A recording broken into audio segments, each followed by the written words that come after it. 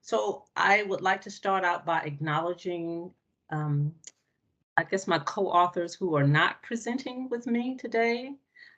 And so with me on my part of the project, the research part, is Denzel Cross, who's a PhD student at the University of Georgia. He's a PhD candidate actually in the Odom School of Ecology. So there's Denzel, and then there's Rebecca Dobbs, who is what's called an ORISE fellow. She has a fellowship, and she works with me. She's assigned to the Southern Research Station in Athens, Georgia. I actually gave most of this talk last week as a part of the Yale Forest Forum.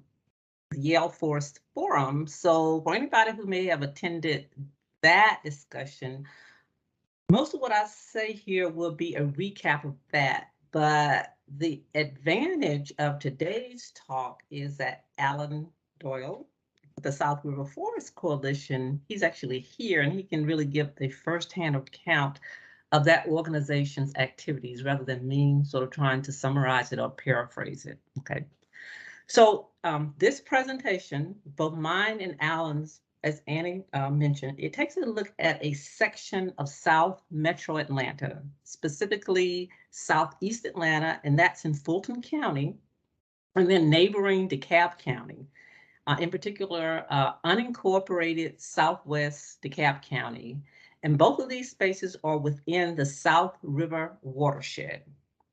And they cover an area that's about the size of the red circle on the map there. So the issues and problems that we'll be talking about, that we'll be discussing here today, they really cross jurisdictional boundaries. So a focus on this part of the metro area. Again, my discussion of Southeast Atlanta, the research that Becky and Denzel and I are doing in Southeast Atlanta, and then Alan's involvement in a larger section of the watershed that includes Southwest DeKalb County. So both of these lenses, they really highlight differences between this part of Atlanta and other parts of Atlanta that are certainly more affluent and probably show up on blogs or in social media. And the part of the metro area that we're focusing on doesn't get that kind of attention. You don't have the fancy hotels and, sort of tourist destinations, but you might see some folks talking about nature in this part of the metro area. So Southeast Atlanta and Southwest DeKalb County, I think by a lot of accounts, certainly by my own perception as well, is sort of a place of contrast. It's been called sort of a forgotten area of Metro Atlanta region because of a number of factors: population decline, commercial pullout over the last 40 to 50 years, and also with respect to the built, infrastructure there, the built landscape, or the built infrastructure along corridors that border our study area in Atlanta, for instance, includes about 15, maybe plus, sort of trucking companies, transportation companies, recycling facilities, and junkyards. And that larger area at one time contained, I believe, 3 fully functional landfills. But at the same time, there's extensive green space on both public and private spaces in this part of Atlanta. And so I want to start my piece talking about research that Denzel, Beck, and I have done over the past couple of years, looking at social conditions in 4 Southeast Atlanta neighborhoods that surround 4 forest patches. Okay. And so in this case study, there's a number of, social issues or problems that we could focus on. But in this case study, we look at just one social indicator or problem. And this is a kind of housing insecurity in the form of neighborhood transiency. Okay, so we're focusing primarily on neighborhood transiency and not the myriad other, social problems that exist in these communities. And by neighborhood transiency, I mean higher than average rates of people moving in and out of homes that they rent. So we're talking about renters, primarily low wealth, low income renters who are overwhelmingly African American. So eventually, in a later study, not in what I'll be talking about today, but in a later study, what we want to do is look at how neighborhood transiency might constrain green space civic engagement. And I think from a practical standpoint, this is the premise. This is why we're sort of looking at transiency. So the idea is this: if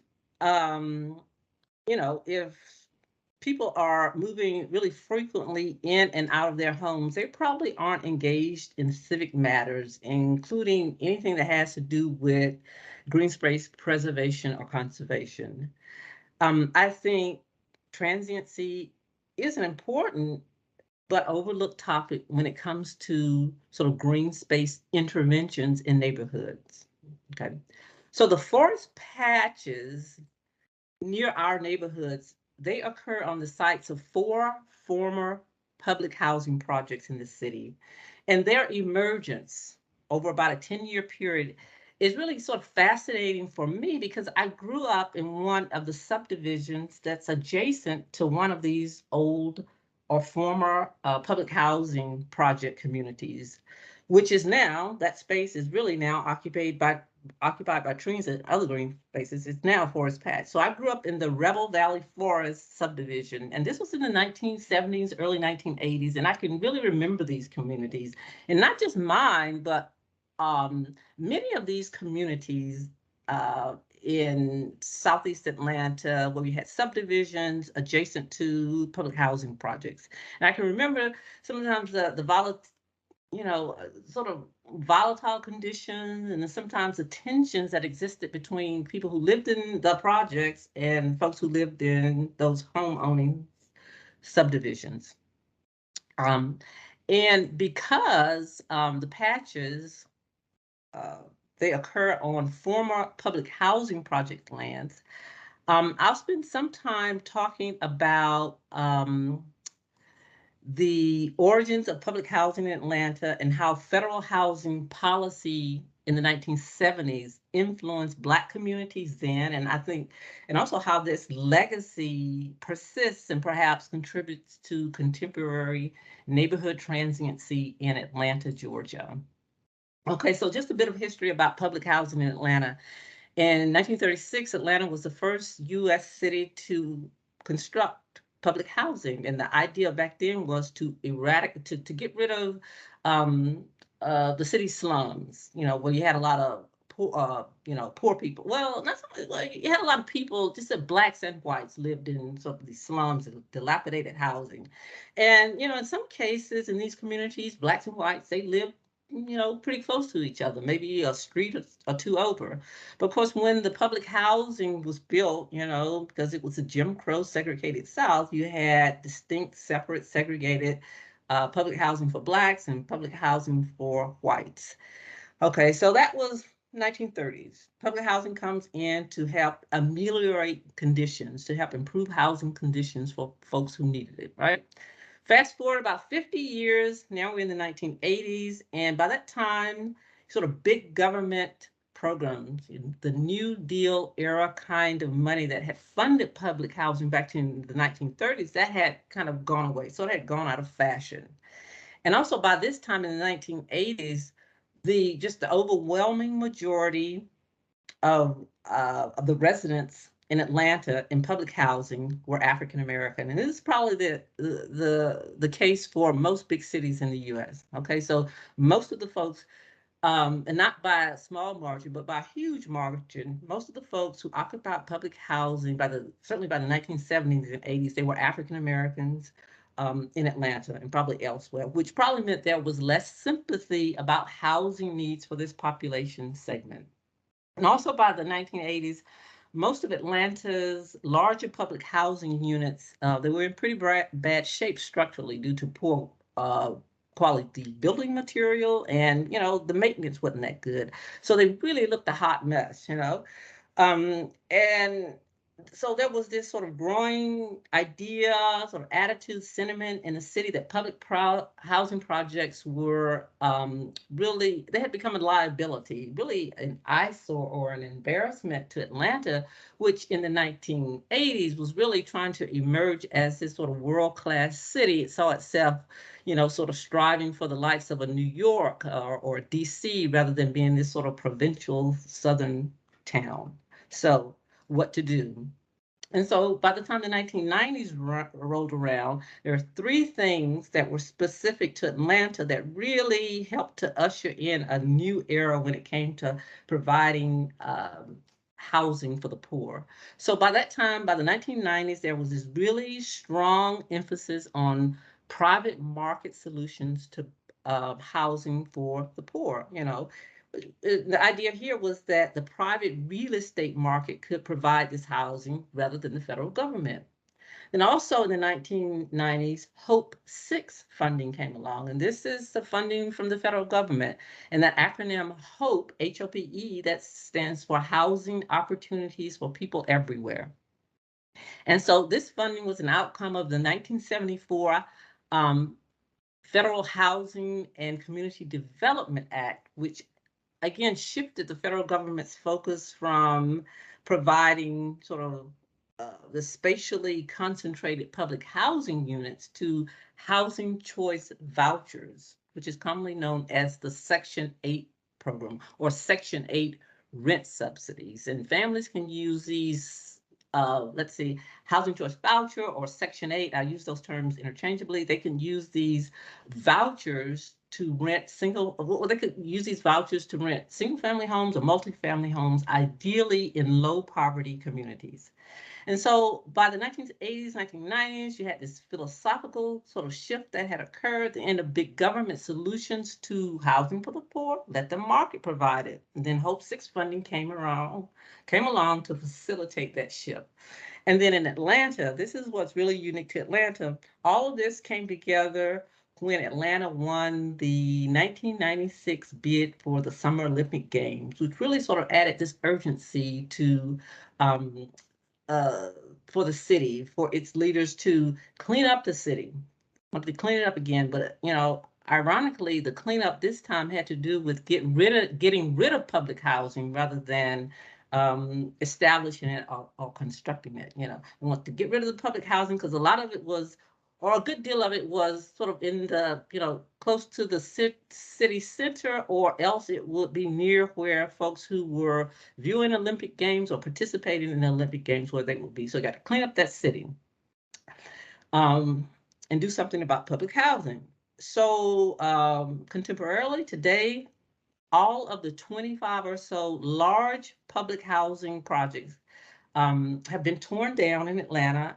About 11 of them have been redone. They've been remade into mixed income, mixed use communities, but the other half have not, okay? And so again, we're looking at neighborhoods that are adjacent to 4 of the former public housing projects that have not been redeveloped. The land, nothing's been constructed on that property. And so these 4 housing projects in their community are, let's see, we have, Jonesboro North, Jonesboro South, Lila Valley, and Thomasville Heights.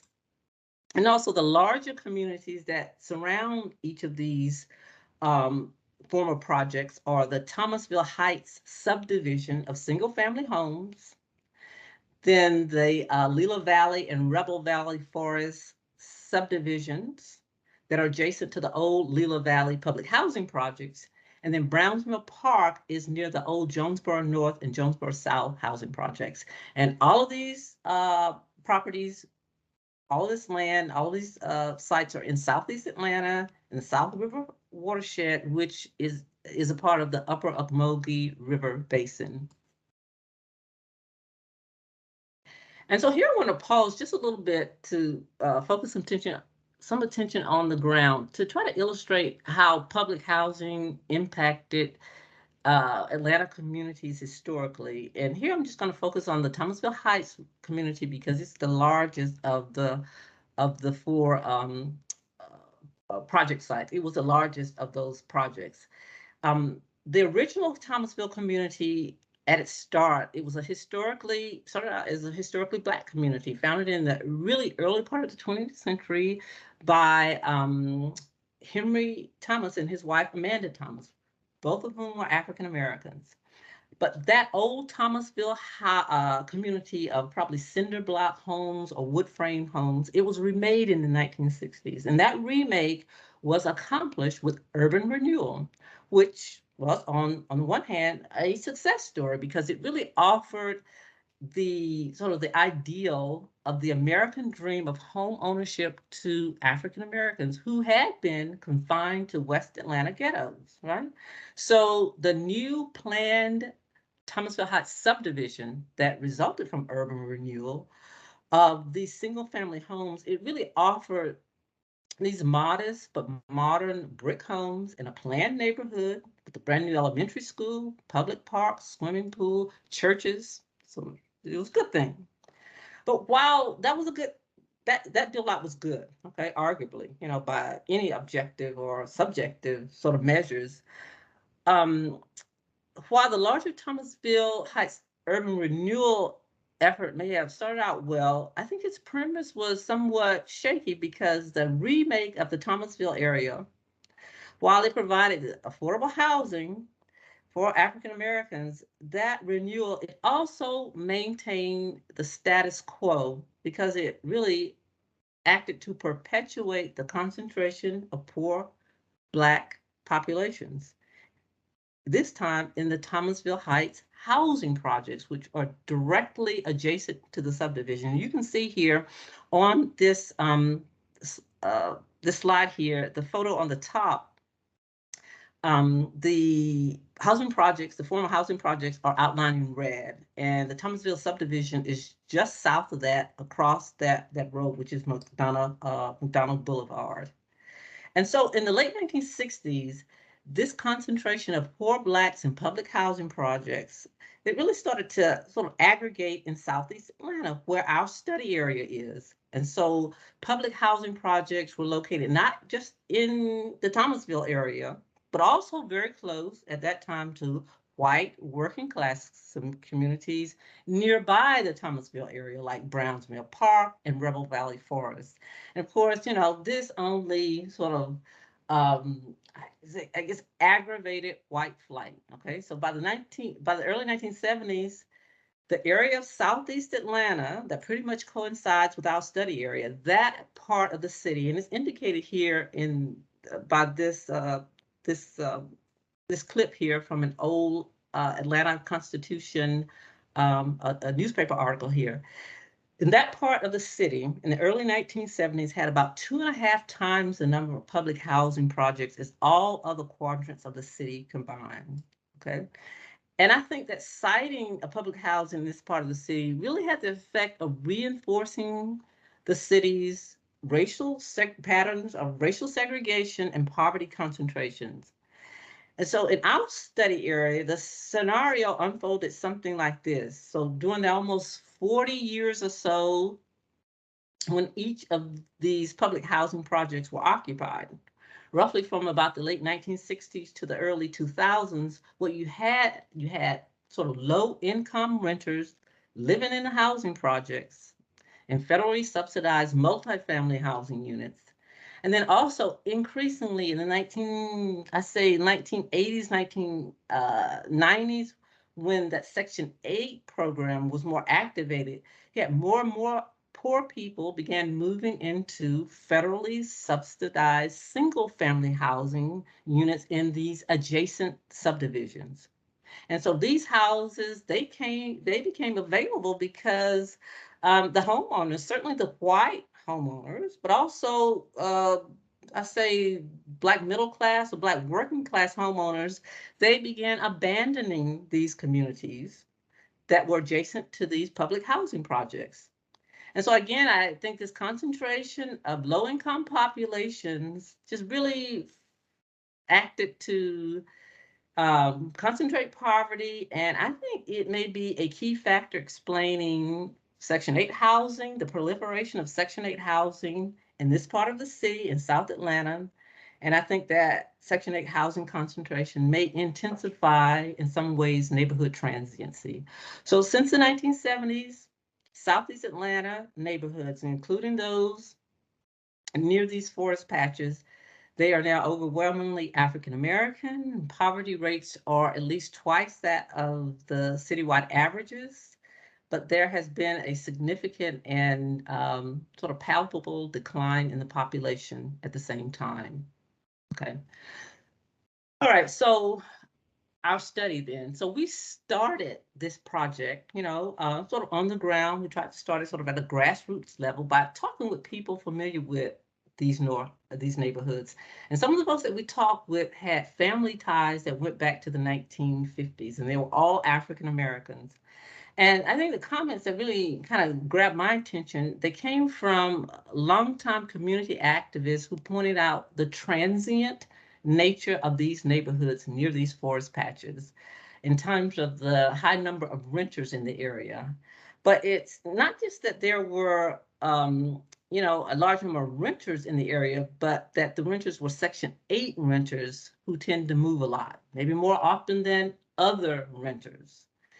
And so what these folks were telling us about Section 8 transiency, I think it's pretty consistent with some recent research that has focused on the mobility of the Black urban poor. And here I'm drawing from Stephanie DeLuca out of Johns Hopkins University and some of her colleagues, some research they did where they followed 128 Black families in Mobile, Alabama and Baltimore, Maryland. And they found that the receipt of a housing voucher was one of the major reasons for involuntary household moving. In other words, neighborhood transiency. And so for our study, we identified two measures or two indicators of neighborhood transiency, because we want to see how this transiency, how it looks in the city, especially in our study neighborhoods. So we identified two measures, and one is housing choice voucher or Section 8 housing. So that's one measure. And this is based on the input we got from some of the folks that we talked to, and also from some empirical studies that we reviewed. And so this measure of housing choice voucher or Section 8 presence, it's operationalized. It's actually the percent of rental units so in a census tract that's classified as a Section 8 housing unit. And so the other measure that we use is eviction rate. And so we chose eviction rate based on some recent research by Matthew Desmond out of Milwaukee, some really pioneering work, where that research found that evictions were really high in poor Black areas of the city, and it was especially problematic for Black women. And so eviction rate then is the percent of renter households that get an eviction notice. So this is not just an eviction filing, but an actual judgment from a court that grants the landlord the permission to remove tenants from their premises. And so again, we wanted to see how these two variables, our measures of transiency, how they were related spatially in Atlanta at the census tract scale. And we were especially interested in areas of the city that contain our four study neighborhoods. Again, Thomasville Heights, Lilo Valley, Rebel Valley Forest, and Browns Mill Park. All right, and so in the map on the left, the spatial analysis, it shows how eviction and Section 8 households correlate across the city, and the hot spots, which are red colored census tracts. And these are census tracts where there's a higher than average eviction rate, surrounded by census tracts with higher than average percent of Section 8 housing. All right, and so the solid blue areas are low tracts with lower than average eviction rates and lower than average Section 8 or housing choice voucher percentages in adjacent census tracts. So now for some context. So the map on the right shows the proportion of African Americans in Atlanta, and you can see that higher proportions of African Americans live primarily in South and West Atlanta, which pretty much reflects where the hot spots are in our correlation map on the left. And so what's really relevant for, and you don't see any hotspots in North Atlanta, which is primarily white, you know. And now what's really relevant for our study is that each of our study neighborhoods is included in a hotspot area, either as a core tract or as a part of a hotspot cluster. Okay, and so to wrap up this part of the presentation, our exploratory analysis suggests that transiency is measured by eviction rate, and Section 8 units is common in our study area. So this gives us encouragement for moving forward. But there's at least one practical takeaway, I think, for practitioners. I think when someone or an organization is considering some type of green space programming, I think it's really crucial that whoever is coming to a space, that group or agency, they make a really strong attempt to understand existing priorities in that space, you know, and then only after understanding that context, only then try to see how, say, my intervention fits relative to the existing problems. And what does this mean? It means going to neighborhood meetings that may be open to outsiders and establishing contacts and really trying to build a sense of trust. And so with that, I guess I'll end. I'm just going to put this slide here as sort of a setup for Alan's part of the presentation. And I'll just leave it at that. All right, thanks so much.